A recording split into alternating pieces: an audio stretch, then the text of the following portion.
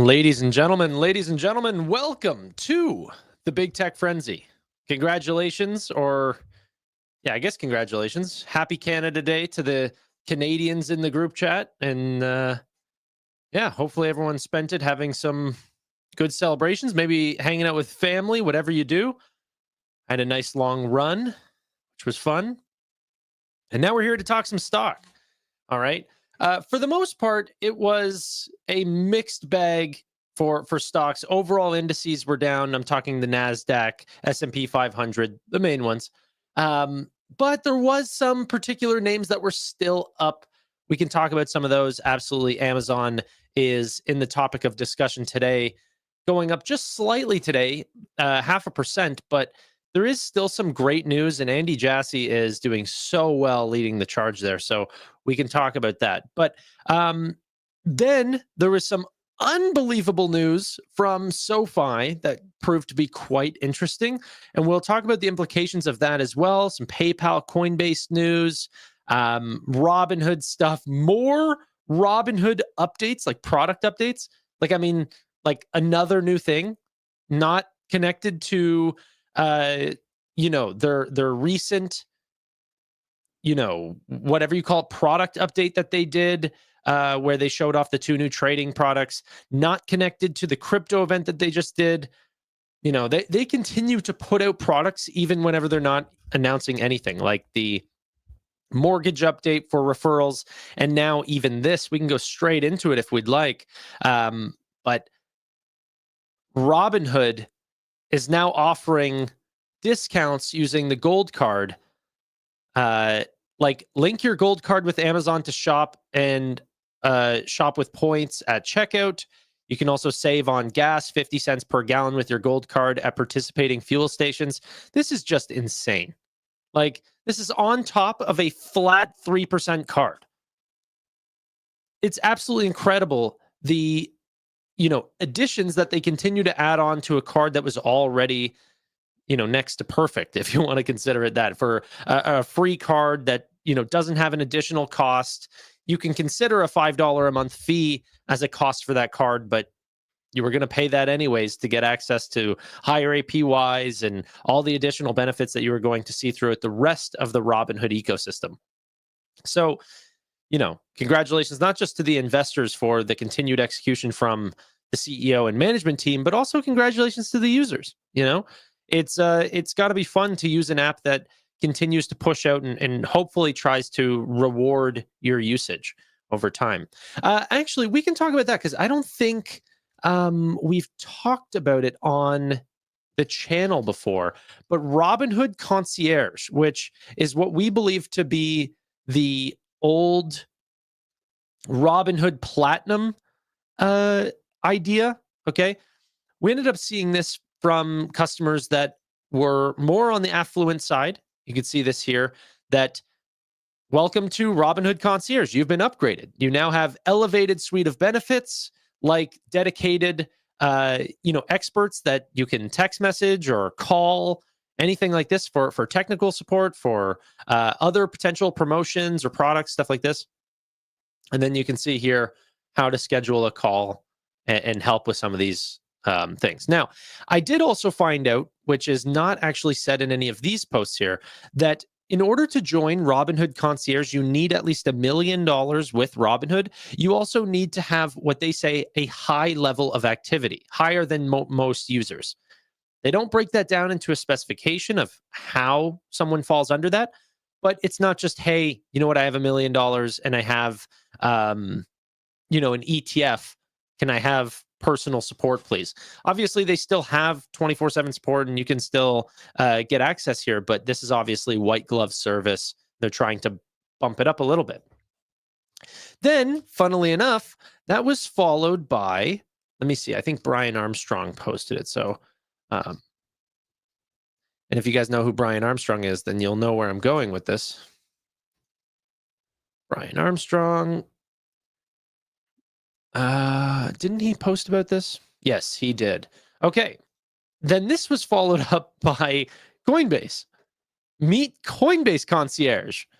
Personalized assistance, fast track issues, resolutions, everything like this. It's essentially an identical product for Coinbase One premium users and high net worth individuals. Top traders, high net worth individuals, Coinbase One premium is their $300 a month service. Okay.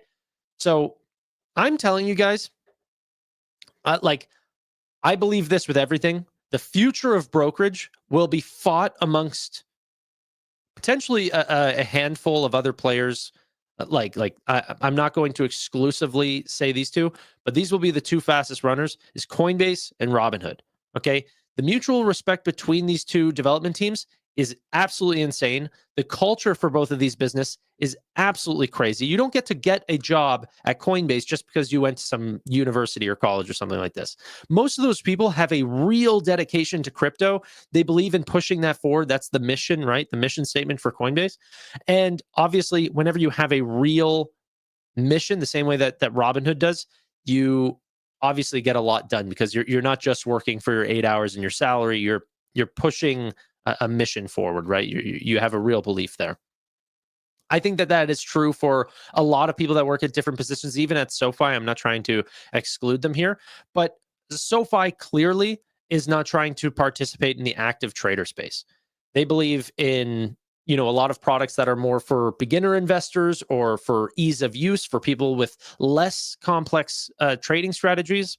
I even would be perfectly fine on SoFi as long as they had level 1 options or crypto as well.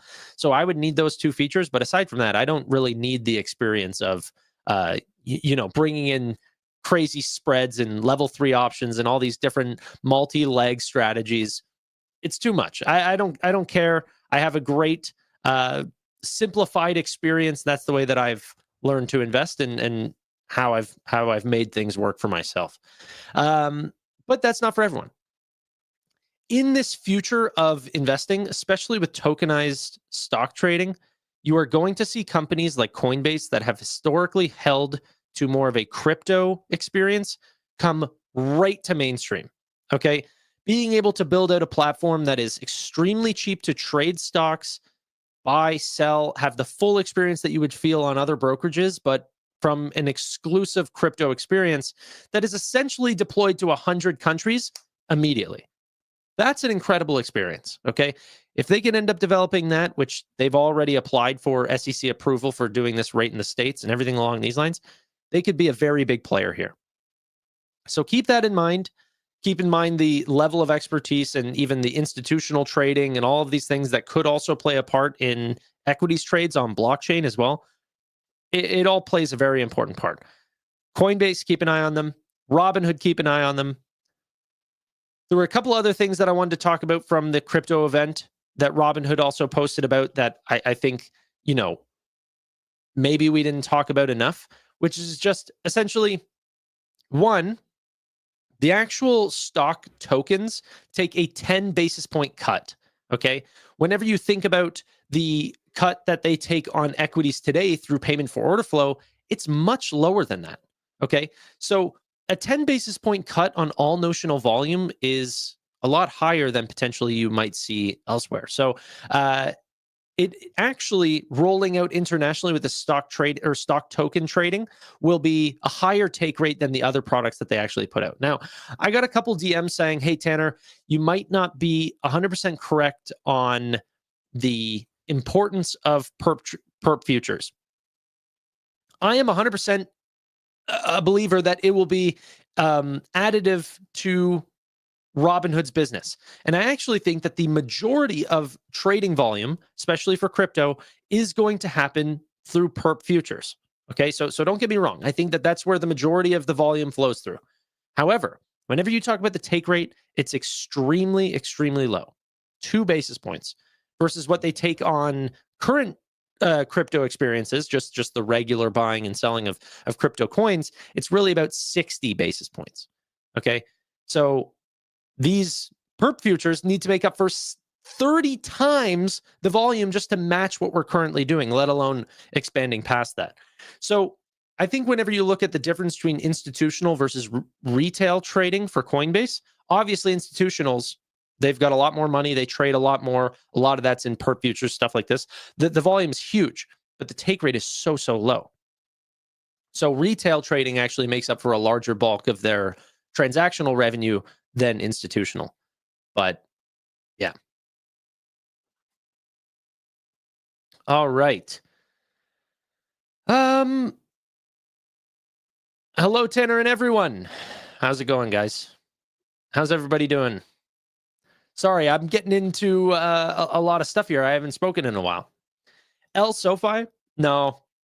No, I think that there's a massive market that SoFi still goes after that doesn't have to be just about active traders. And also, SoFi can get into that as well. I mean, you're still going to be able to convert 11 million users or whatever they have that have come for other reasons that you could cross-sell them on into the future. So it's definitely not a loss for SoFi that other companies are doing well. That's never been the case.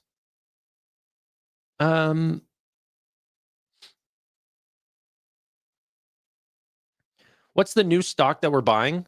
I think I'm going to be putting some money towards Amazon, Google, those right now, especially on pullback days. Very important.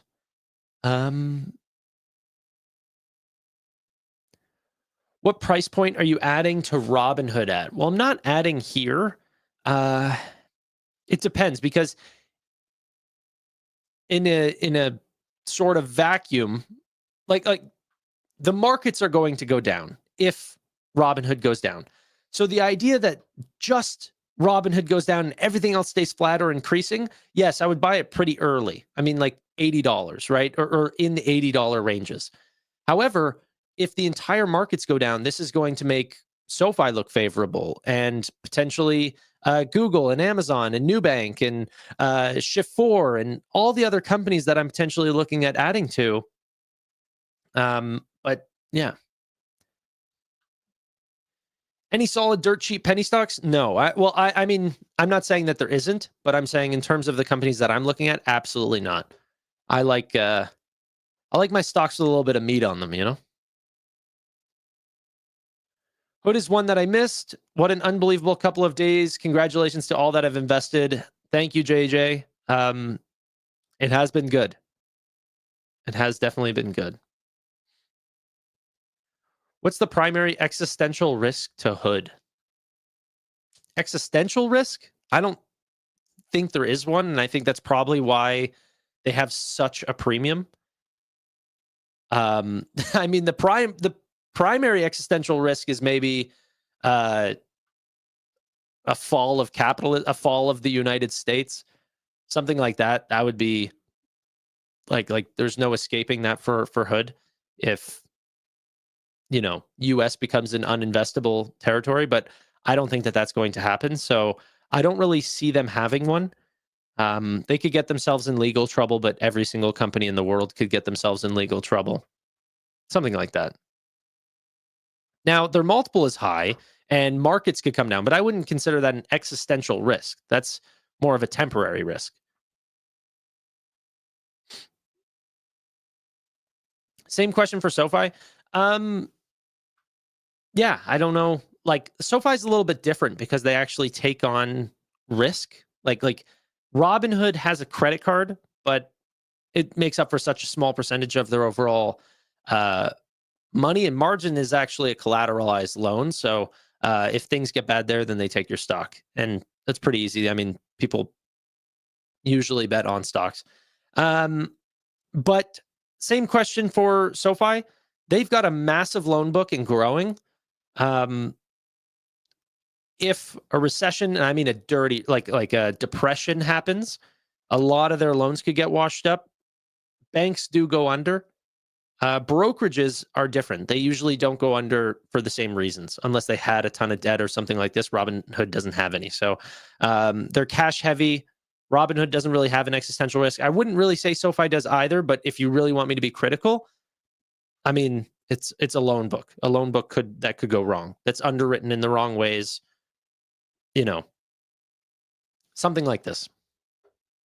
The great thing is the funny thing that everyone says about held for sale accounting, like what SoFi is actually doing is, you know, potentially a wrong way of doing their accounting. But it actually means that you can't really hide skeletons under the closet because we can see the fair value of their loans in real time rather than just taking the bank's word for it. Even though obviously they have, massive accounting practices that make sure that they sort of assess those loans at regular, at like normal degrees. Like, I don't know how to explain this, but like Silicon Valley Bank, that same sort of process where they say, hey, you know what, these loans are actually losing us only 8%. It's perfectly fine. Then people go to take their money out, and then they realize that they don't have enough, and the loans are written down so much lower than anyone could have anticipated. So then they started taking on massive losses, eventually ended up going under. Banks can go under overnight. Like, that can happen. SoFi really cannot, like, that won't, we'll see it before it happens because their loans are written in real time.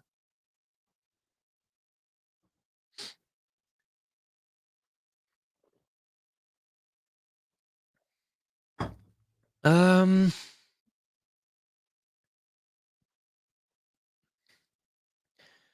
really think Q2 SoFi report is the report that'll send the stock flying for the first time.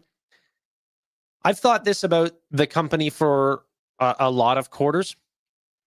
I think that Q2 will be unbelievably great. Really, really great. The comp is good. Like Q2 last year was not that great. This Q2 is going to be exceptional. A lot of overlapping loan platform business deals, great rates on loans, so much mortgage demand. It's going to look good. Okay. How much does the market not already see that? I don't know. Like, if we're going to be at $18 going into this, maybe even 19 by the time we get there, I think the market will be like the market will be excited. Let's not forget that we just yesterday were at a 52-week high. It's not like the world's leaving behind SoFi like it was whenever it was $13 or something like this. Exactly, James. Stock flying for the first time. We're up 180%.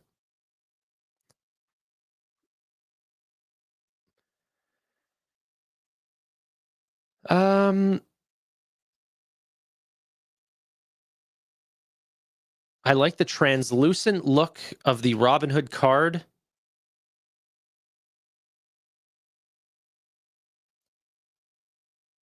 I don't get that.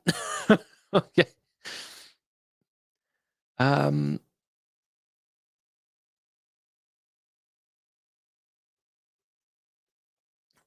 Tanner, good stock picker. I wouldn't necessarily say so. Good patience. I've got good patience, and a lot of people can look very smart in markets with patience, right? Stocks tend to go up, but yeah, we're doing well. Like hopefully a lot of you guys are as well.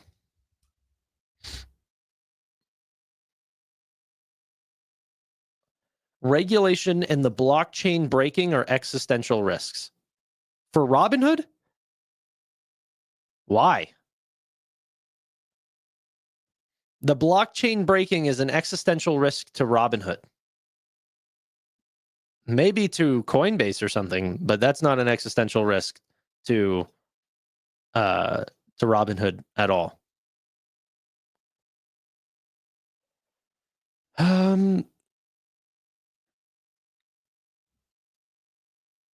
Any thoughts on Google? I actually just did quite a couple posts here today on Google, but I mean, I've just been thinking a lot about Gemini and how they're going to perform. Obviously, I do think that search, like over time, if we're talking about existential risks or risks on a business, I also saw a post earlier. I don't remember who it was from, so I apologize. But it said something along the lines of, hey, why isn't Netflix or why doesn't Google catch a bid like Netflix is catching a bid? But let's explain this. So first off, Google, whenever it comes to AI, I think has so many more advantages than any other of the large LLM plays. Okay. Now, does Apple need an LLM? No. They need a good partnership. Does that mean that they get as good of pricing? No. Because, the partner that they want also has to make profit, right? So if they are making additional profit, that means that the margin can't be as high. Maybe Apple doesn't care. They save a lot of money not testing and verifying and doing everything that Google has to do to even get to this point already, like burning tens of billions of dollars on making, data centers and training up the LLMs. Apple kind of just gets to go in there and buy when they're ready. Maybe that works. But in terms of the valuation, I do think that customers at the end of the day will eventually stop using Google search as we see it. And what Google search will be a platform. You go to google.com and it essentially brings you to a Gemini platform. Hey, what do you need today? But it's not using the same algorithms. It's not using the same just machine learning of, hey, okay, we can find these data points. Maybe you're looking for these 10 blue links. I don't think that happens. I think it is just going to be a web page for Gemini at the end of the day.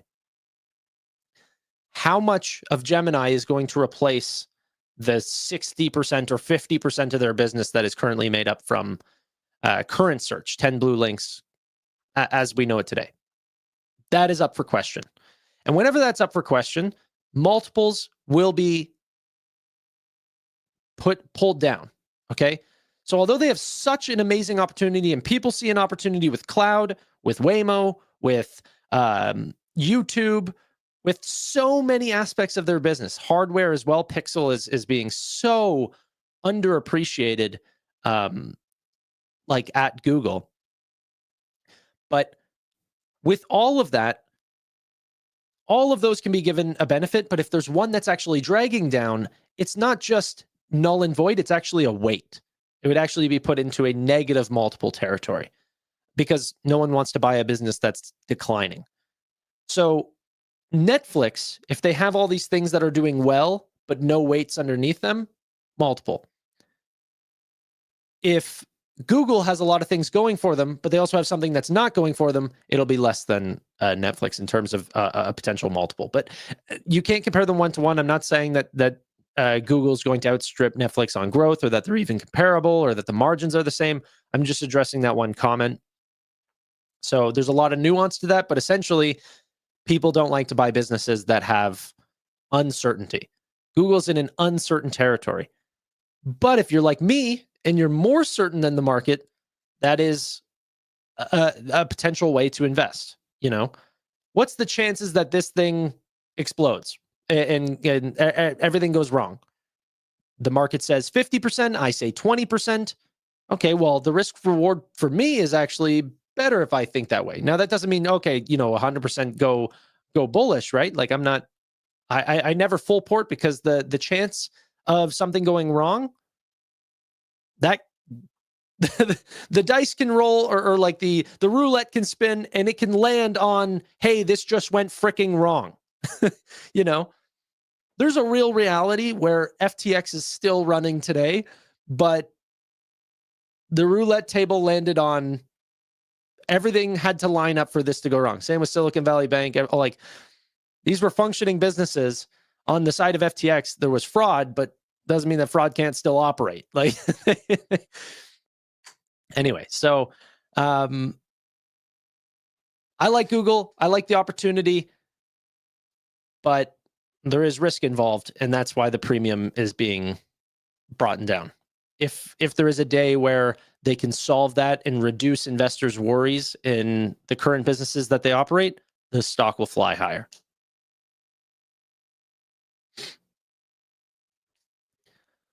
I buy stuff in the green. It's what's hilarious? It's actually not a bad strategy. There's been a lot of studies to talk about like buying stocks whenever they start turning green is like a very good performer versus just buying things that are red because you think that they're going to turn around. I think that what Wall Street does very well and what retail does horribly is understand that risks are possible. Like things do go wrong. And sometimes they can overweight the chance that something goes wrong. And so they don't get involved in companies early. They don't see Palantir at super low pricing and willing to take a risk on a company that did have an amazing turnaround play. But retail has an unbelievable way of just any risk essentially null and voiding it.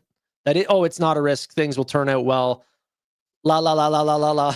Just run into companies and meme stocks and fart coin and all the things because they think that they're going to make money. So striking a decent balance is hard to find, but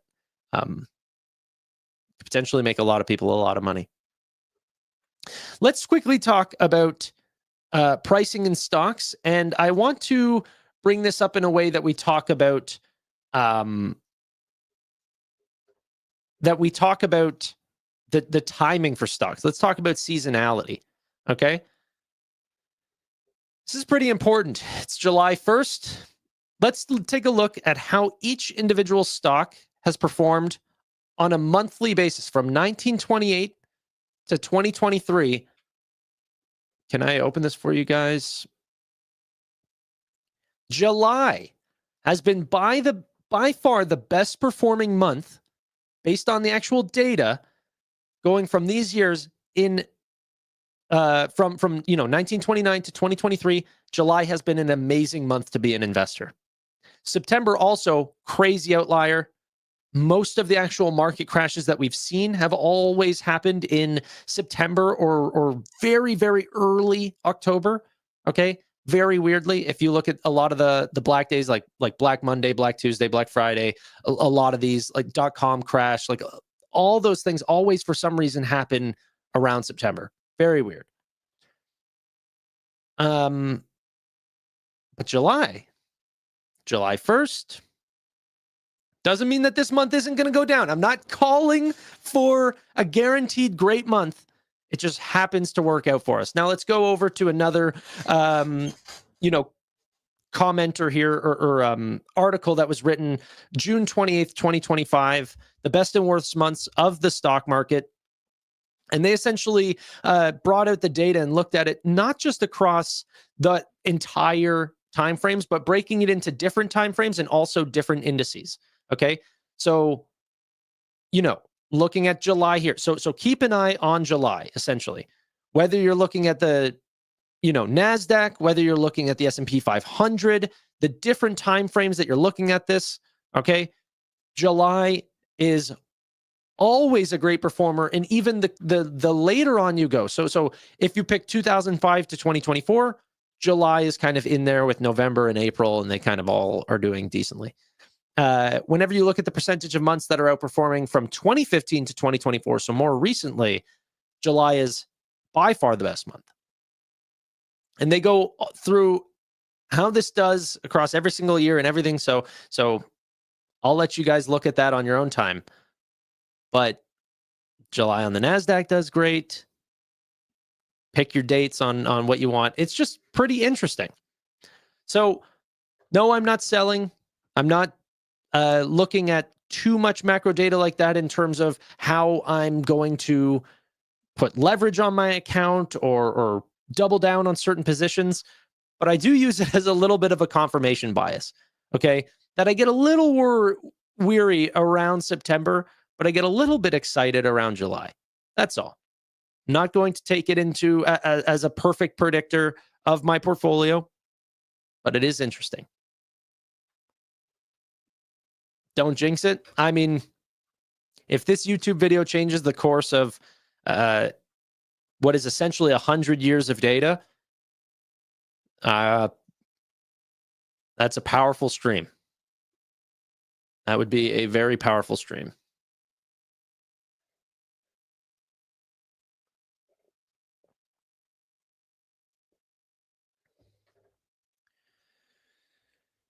Yeah, I am now the existential crisis. Seriously. I'll keep an eye on it just to be safe. At the end of the month, if like we had the worst record or recorded month in market history, we can go back to this and say Tanner caused this. He's the new Jim Cramer. I got to knock on wood. Honestly, I'm scaring myself now. But yeah, we'll see. In other news, Figma. You guys know it? The sort of user interface, user experience design app that Adobe actually tried to acquire for about $20 billion. Well, they're filing to go public because that didn't end up going through. What was interesting is that they actually have nearly $70 billion of Bitcoin on their balance sheet, with the board of directors approving an additional $30 million in Bitcoin to add to that. So essentially $100 million of Bitcoin total. Very interesting. I thought that was quite cool. The growth seems insane on Figma. I'll have to see how it's actually end up pricing, but I would not want to buy this company in particular. Maybe if there's some moment in time where I really think that they're, that they're really undervalued, but I'm sure that's not going to be the case in this very hot IPO market. I don't really like touching IPOs for the most part, but I'll be an interested observer. I think that's the way that we have to look at that here. Also, in a pretty interesting story was the Meta was poaching researchers and engineers from OpenAI, and Sam Altman said, hey, our top guys are not taking that and everything like this. Well, turns out that they've made a ton of these and that people are absolutely saying yes. And that, some of these $300 million packages up to 4 years, with the first comp being greater than 100 million, has nabbed over 10 people so far. It's absolutely insane. Mark Zuckerberg came out and said that artificial intelligence will end up reaching a super intelligence sort of benchmark into the future. He sees that. He didn't put an exact date on it, but I think that this is why he's making insane acquisitions, insane acqui-hires, like what he did at Scale AI, Alexander Wang is essentially going to be leading a new super intelligence labs department at Meta, and he's putting everything that the company has going towards this goal. And you've never really seen a spending spree, hiring spree, focus like what Mark Zuckerberg sees right now for Meta. And it's got to get a lot of people excited. One, about the chip manufacturers. I'm very excited to be an Nvidia shareholder watching all of this, okay? But anything artificial intelligence, tech related, multiples related for stock markets, it gets me so freaking excited for the future. So extremely happy about that. We'll see. Maybe there's a dip or a correction in markets before we actually see a lot of those benefits, like a .com correction in a way. But even then, I'm not really seeing multiples on these large companies, because they have such large existing businesses as it is, and that even OpenAI and the likes have almost instantly monetized their products. So we're not really seeing these just companies that are just burning and burning and burning and burning. Obviously, OpenAI is, but they're not even public. So we don't really get to see that crazy of a multiple or pullback. If we do see some sort of .com crash, it might even just be a private market AI crash for all of these startups that have gotten aggressively funded, but, might not monetize too well. So what I do worry about is that there could come a day where a lot of these private investor style types, end up offloading all of these AI companies, going public and everything, making sure that they get another round at high valuations. Well, AI expectations are peaking, offloaded onto retail investors. Private equity investors end up selling and are able to find liquidity for those shares. And then the real catastrophe happens. Then the real bubble happens. Because you do see the OpenAIs. There was an internal memo that came out that said that they want to burn $20 billion per year. Those were the similar expectations of what we saw in the .com bubble. that companies were no longer being priced for net income or something like this, but really they were being priced for KPIs and usage on the internet, stuff like this, right? But that's kind of how OpenAI is doing it as well in some of these plays. Now, we're not seeing it in public markets too much. The companies that people are focused on, the Amazons, the Metas, the Googles, all of these different AI plays are, and other ones obviously, are very well monetized. Maybe you could put Palantir in that list of frothy, but yeah. Very excited about Nvidia essentially because, you know, we win no matter who wins.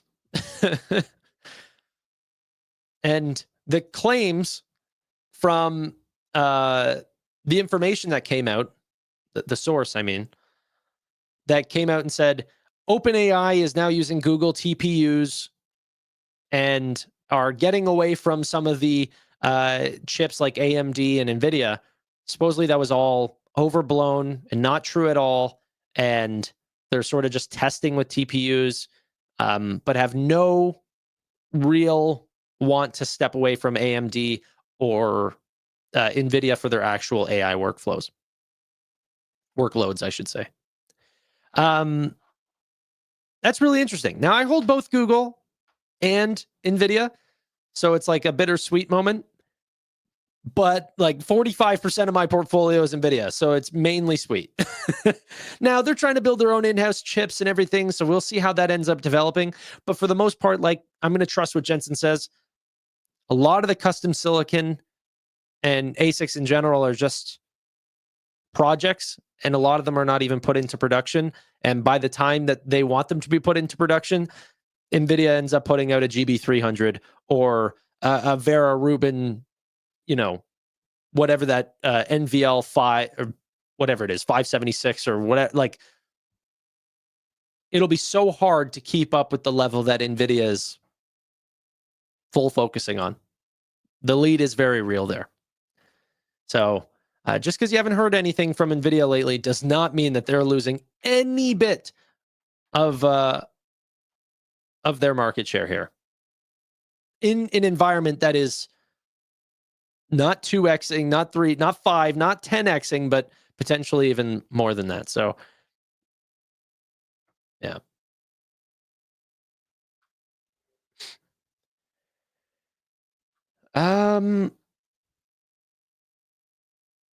Intel is going to win the AI race. Good luck.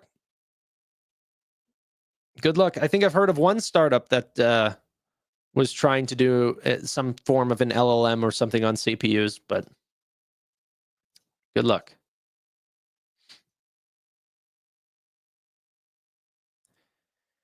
Tanner, would you move 100K Bitcoin from Cold Wallet to Robinhood for the 2%? I have never been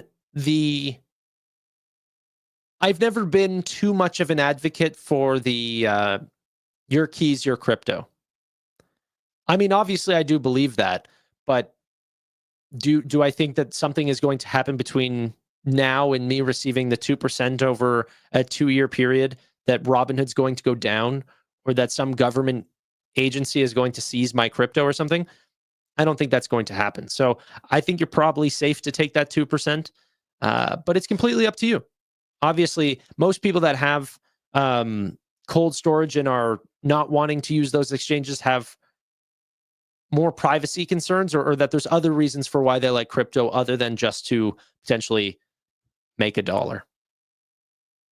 Completely up to you.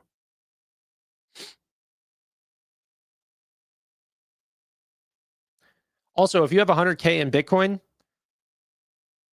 why not 100? Like, I would just get that to 105. I would just get to a solid 1 Bitcoin, I think Bitcoin's at 105 right now, right? BTC USD.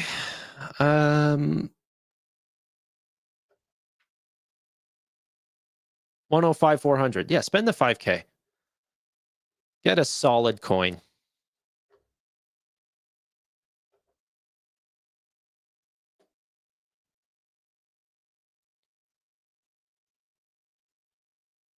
Tanner, what's your thoughts on Webull as a platform of choice for investing? I think it's a strong one. They're one of the few companies that have been able to keep up with the innovation like what Robinhood has. I mean, they've got a partnership with Kalshi prediction markets. They had index options before Robinhood. They have 24/5 markets. Like, they really have kept up with the innovation.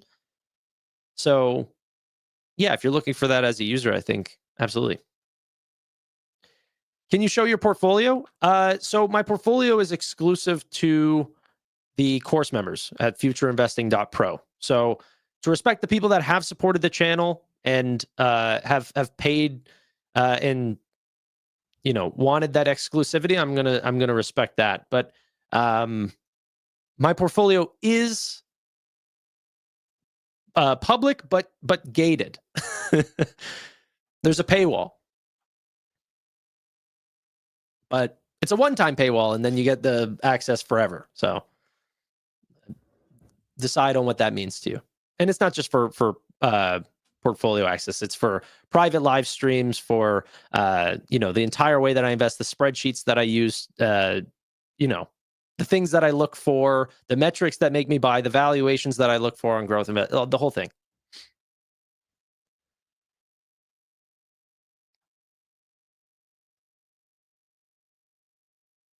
You show your portfolio, I'll show you mine. Yeah. Yeah.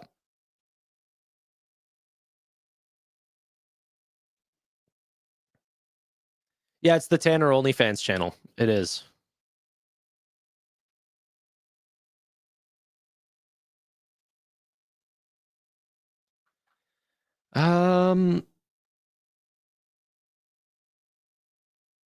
45% of your portfolio is Nvidia, so Palantir, Hood, SoFi for sure, right? Yeah, I mean, I don't have Palantir, I'll be honest, but I've got about 14 positions right now.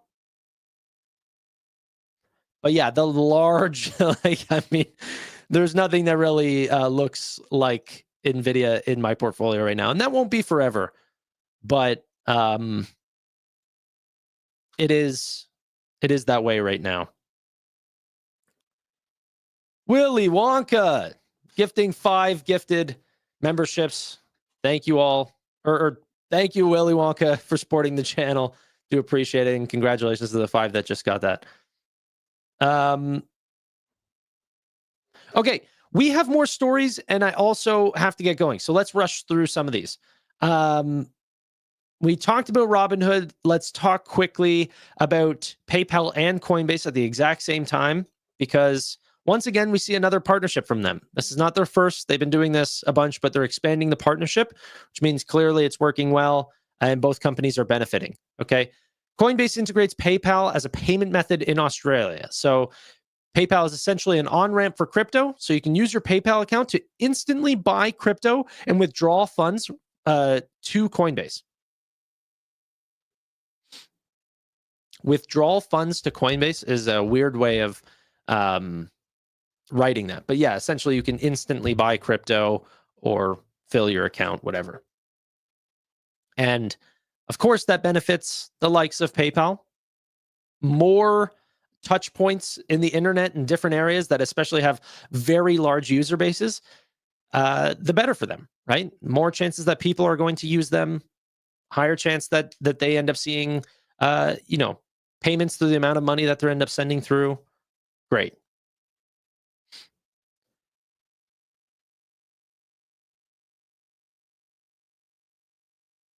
How would you feel if major consumer brands dropped points debit cards with Galileo? Do you mean like they stop using Galileo, or do you mean like they are announcing, like, because you can do like a product drop or something like this, like, or do you mean that they let go and are not using Galileo anymore? If what I think you mean is that they are starting to use Galileo, I think that that's a huge deal. I also think, like, whenever they announced the Wyndham Hotels deal, I knew the second I saw it, I was like, this is going to be their next big push, because Obviously, a lot of those brands have created credit cards and everything, but not everyone wants a credit card. So why leave the additional 10% of the audience that you could potentially capture not included, right? So it's an absolute free ad for those, obviously not free, but like it's such a clear ad for their businesses, for their fintech brands, building brand loyalty. I would absolutely love that. So yeah, I think that we will see more. They've obviously talked about it, and I definitely think we're going to see it from travel brands, hotels. Those ones are clear, and I think we're going to see a lot more than Wyndham Hotels.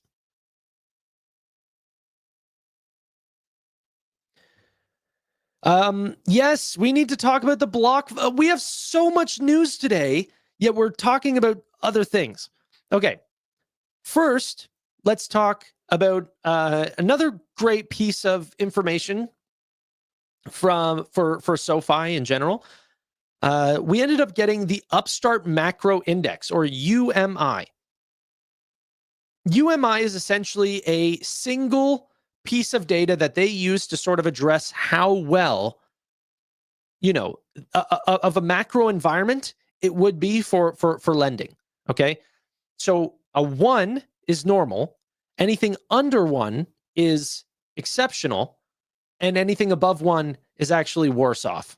Okay, now you'll see here that we are above 1. We've been above 1 forever, or for a very long time. Okay, the under 1 parts were during a moment of zero rate environments, very, very beneficial for companies like Upstart and even SoFi as well. But right now, it's about the lowering of rates. So whenever it's peaking, that sucked. Then on the come down here, things were looking really good, because as the rate drops, that's really, really, those are large tailwinds for SoFi, or perceived that way. Then as it started to climb back up, that was worrisome. But then this decline back down, another 5% drop month over month. Very exciting. So glad to see that trend had not continued, and that hopefully it was just a blip, and we continue to go back down to what is hopefully a 1.2 times, something like this. That would be perfectly fine for SoFi. Love to see that. Rate cuts, expectations of rate cuts, all of that would be baked into it. Okay. Speaking of rate cuts, we're holding a similar rate right now for July 30th, a 21% chance of rate cuts right now. And then for September, a 91.1% chance of rate cuts. We're going to see slight fluctuations. We'll continue to observe it. But right now, it's looking like September has a very high probability of a first rate cut. Morgan Stanley just joined that group of assuming that there's going to be a September rate cut, rather than only having one rate cut, which would be in December.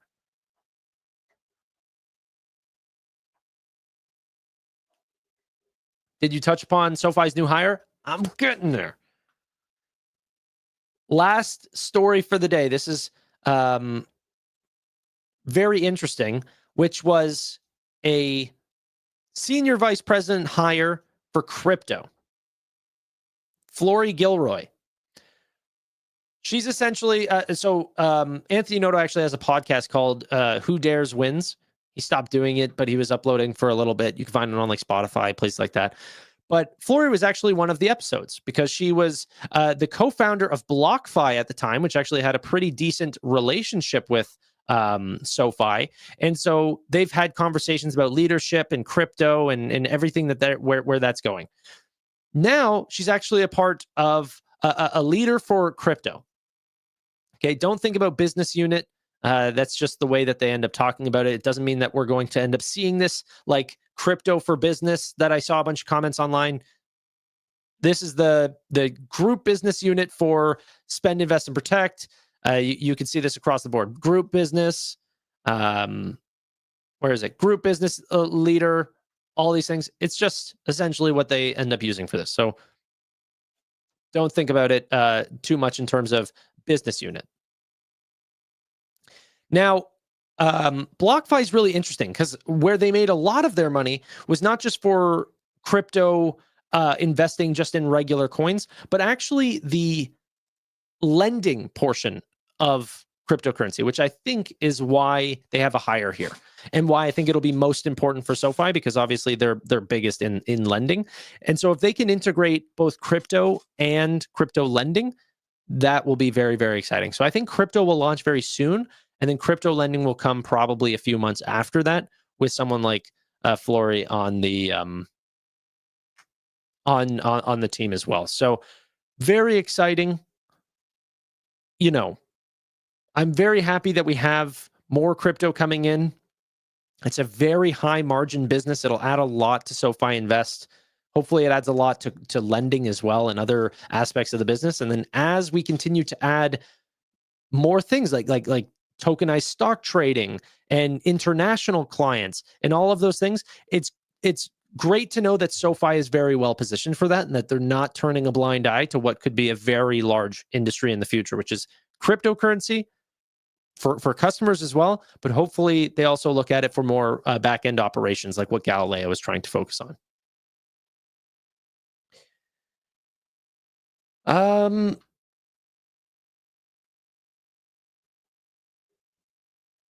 Tanner, I didn't know you were shredded. What? I have no idea what that's in reference to. When Tanner is bullish on SoFi, it goes down. I don't think that's true. I'm bullish on it like every day.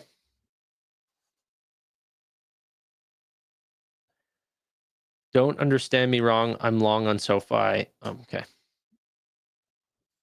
All right, ladies and gentlemen, this has been a 51-minute podcast or episode of a 30-minute long show.